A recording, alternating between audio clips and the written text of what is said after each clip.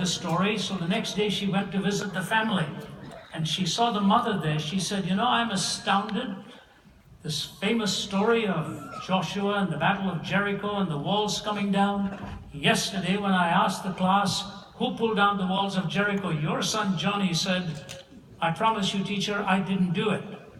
And the mother said, I want to tell you something about my Johnny.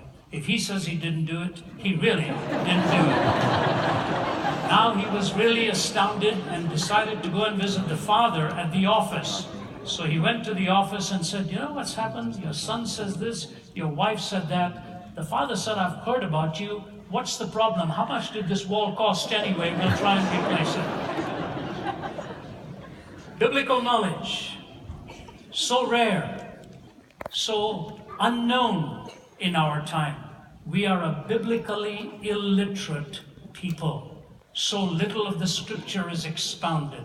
And as I've been asked to speak to you on the maturing and the instructing of the church, I want to talk to you about that a little bit.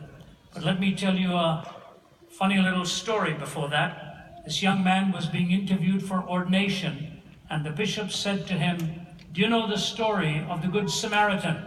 And he said, yes, sir, I do. He said, tell me the story.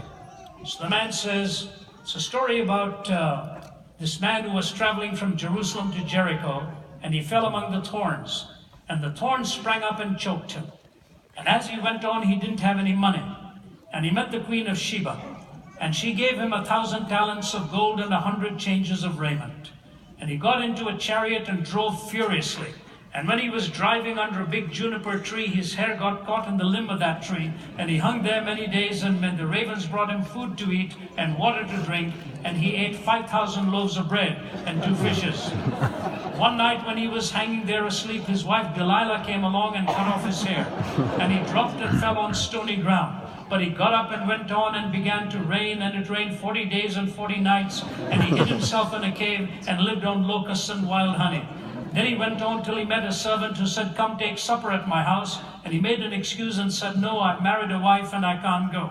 The servant went out to the highways and the hedges and compelled him to come in. After supper he went on and came down to Jericho. And when he got there, he looked up and saw that old Queen Jezebel sitting up on the high in the window. And she laughed at him. And he said, throw her down. Then they picked her up and he said, throw her down again. And then they threw her down 70 times 7. And of the fragments that remained, they picked up 12 baskets full, besides women and children. They said, blessed are the peacemakers, P-I-E-C-E. Now, whose wife do you think she will be on that judgment day? You know what?